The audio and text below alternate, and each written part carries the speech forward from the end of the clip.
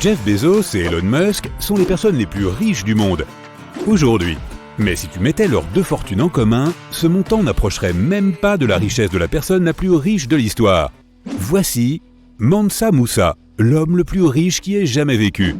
Il occupe la première place du classement des personnes les plus riches depuis plus de 700 ans. Et il est peu probable que quelqu'un puisse atteindre son niveau de richesse dans un avenir proche.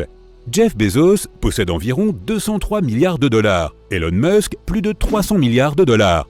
Quant à Mansa Musa, il était à la tête d'une fortune tout simplement incalculable en équivalent actuel. Les estimations les plus prudentes suggèrent qu'il possédait plus de 400 à 500 milliards de dollars. Cependant, il ne s'agit que d'une hypothèse. La plupart des historiens pensent qu'il était immensément riche et puissant, et que cette richesse a détruit l'économie de son pays. Mais commençons par le début. Mansa Musa est né en 1280 en Afrique de l'Ouest, au Mali, l'actuelle République du Mali. Toute sa famille était composée de souverains, il a donc passé son enfance et sa jeunesse dans le luxe. Pendant presque tout ce temps, son frère aîné a régné sur le pays. Et puis, lorsque Mansa Musa a eu 32 ans, son frère a abdiqué. Il voulait explorer le monde et était obsédé par l'océan Atlantique et les terres qui se trouvaient au-delà. Il a rassemblé une énorme expédition de 2000 navires et des dizaines de milliers de matelots. Ils ont navigué comme une ville entière flottante et ne sont jamais revenus. Certains historiens pensent que le frère de Mansa Musa aurait réussi à atteindre l'Amérique du Sud, mais il n'y a aucune preuve réelle de cela. Ainsi, le jeune Mansa Musa est devenu le souverain du Mali et le propriétaire de toutes les richesses de la famille en 1312. Il était un bon souverain et un stratège intelligent. Au cours des premières années de son règne, il a réussi à annexer environ 24 villes. Il a réuni des petits États disparates en un seul empire. Il a considérablement agrandi le royaume du Mali, qui s'étendait alors sur environ 3000 km depuis l'océan Atlantique. Il possédait presque toute la partie occidentale du continent. À partir de ce moment, la richesse de Mansa Musa a commencé à croître énormément. Dans le monde médiéval, l'or était considéré comme la source de richesse la plus précieuse de toute la planète. De nombreux historiens pensent que Mansa Musa possédait près de la moitié de toutes les réserves d'or disponibles dans le monde connu à cette époque. Au Mali, ont été créés des milliers de centres commerciaux pour l'or et d'autres biens précieux comme le sel. Et une partie des bénéfices de ce commerce à grande échelle allait directement dans la poche de Mansa Musa.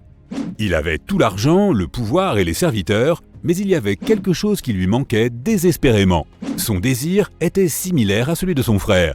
Mansa Musa voulait aussi voyager, non pas pour découvrir le monde, mais pour glorifier son empire. Seules quelques personnes à l'étranger avaient entendu parler de son puissant royaume, mais lui savait que son pays était probablement le plus riche du monde. Pour atteindre son objectif, Mansa Musa a entrepris un pèlerinage à la Mecque en passant par le désert du Sahara et l'Égypte. Ce voyage était l'un des plus grands que quiconque ait jamais entrepris. Mansa Musa a effectué son voyage avec une caravane composée d'environ 60 000 personnes.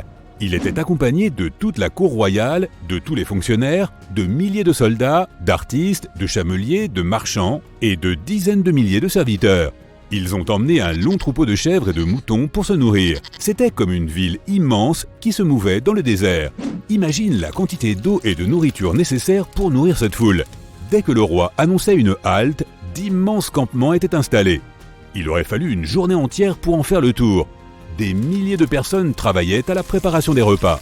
Des artistes se produisaient sur scène. Des marchands offraient leurs marchandises aux personnes à l'intérieur du camp ou aux voyageurs qui passaient par là. Des serviteurs s'occupaient des animaux et aidaient aux tâches ménagères. Tout cela se passait sous le soleil brûlant sur le sable chaud. Ensuite, ils devaient replier les tentes pour reprendre la route. Très probablement, tout le monde n'a pas réussi à survivre à un tel voyage. Mais Mansa Musa traitait très bien son peuple. Presque tous ces gens étaient habillés des plus belles soieries et d'étoffes persanes tissées de fils d'or. Des centaines de chameaux tiraient des charges contenant des centaines de milliers de livres d'or pur. Il y avait tellement d'or qu'on pouvait le voir de loin briller au soleil. Personne n'a jamais eu faim ou soif. Il y avait assez de provisions pour un voyage confortable. Les voyageurs qui passaient par là étaient émerveillés par l'ampleur et la beauté de l'expédition royale. Les rumeurs de l'approche du roi du Mali sont arrivées au Caire avant le roi lui-même. Finalement, la caravane de Mansa Musa est arrivée au Caire. Les habitants ont été choqués par tout ce luxe et cette richesse. Mais le plus incroyable, c'est que le souverain les a volontiers partagés avec les locaux. L'or qu'il leur a donné a enrichi de nombreuses personnes pauvres. Il est resté au Caire pendant 3 mois. L'or était partout. C'est pourquoi il a perdu de sa valeur. Cela n'avait aucun sens de vendre des biens pour de l'or quand tout le monde en avait. C'est ainsi que Mansa Moussa a fait baisser le prix de l'or et a détruit l'économie du pays pendant son séjour au Caire. Selon les estimations des économistes et des historiens modernes, la crise qu'il a provoquée a entraîné des pertes d'environ 1,5 milliard de dollars au Moyen-Orient. Lorsqu'il a réalisé ce qu'il avait fait, il a essayé de relancer l'économie. Une théorie stipule qu'il n'a pas pu le faire car il avait dépensé tout son argent. Selon une autre histoire, il voulait retirer une partie de l'or de la circulation. Pour ce faire, il a tenté d'emprunter de l'or à des taux d'intérêt énormes auprès de prêteurs égyptiens. Il n'a pas réussi à rétablir l'économie, mais a atteint son objectif. Les nouvelles et les rumeurs sur sa richesse et sa générosité se sont répandues dans le monde entier. L'image d'un roi africain assis sur un trône doré, un morceau d'or à la main, est apparue sur la carte de l'Atlas catalan de 1375. Avec ce dessin, ils ont fait figurer Tombouctou, la principale ville du Mali, et le roi qui y trônait était Mansa Moussa. Voici quelques histoires réelles mélangées à des légendes sur la ville et son dirigeant. Certaines racontent qu'il était impossible de compter la quantité de richesses que Mansa Moussa possédait. D'autres avancent qu'il avait assez d'or pour rendre riche chaque personne sur la planète. Des gens du monde entier ont commencé à se rendre au Mali pour voir cet endroit de leurs propres yeux. Grâce aux mystères et aux légendes, Tombouctou est devenu un Eldorado africain. Beaucoup pensaient qu'il s'agissait d'une vallée dorée au bout du monde. Les chasseurs de trésors et les explorateurs européens ont entrepris de longs et dangereux voyages pour visiter le royaume. Mais tout cela s'est passé bien des années après le règne de Mansa Moussa. Non seulement il a glorifié son pays et son nom dans le monde entier, mais il est aussi revenu dans son pays avec de nouveaux scientifiques, poètes et architectes. Il leur a payé des centaines de livres d'or pour les convaincre de s'installer à Tombouctou.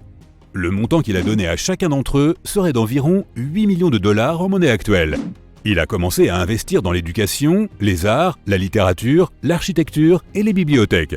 Il a construit des écoles et des collèges. Sous le règne de Mansa Moussa, Tombouctou est devenu un centre d'éducation. Des gens du monde entier venaient ici pour acquérir des connaissances de qualité.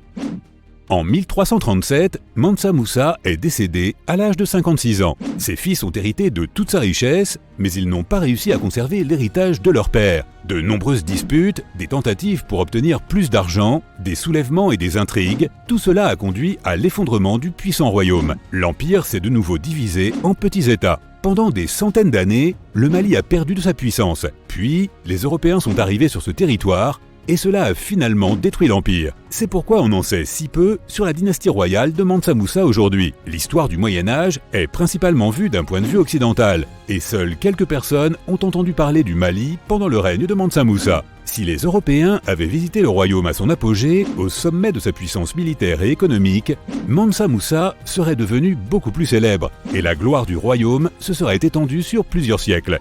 Mais les Européens sont arrivés environ 200 ans trop tard. Ils ont trouvé le pays pendant une grave crise et des soulèvements. Il est toujours impossible de calculer à quel point il était riche. Peut-être que personne d'autre ne sera jamais capable d'atteindre ce niveau. Si la dynastie de Mansa Moussa avait survécu jusqu'à aujourd'hui et conservé son empire, nous vivrions probablement dans un monde complètement différent. L'Afrique pourrait être le continent le plus riche et le plus développé du monde, et le Mali en serait le centre. Le royaume aurait réalisé tout cela de manière pacifique. Mansa Moussa était généreux et préférait conquérir les pays par le luxe et non par la force.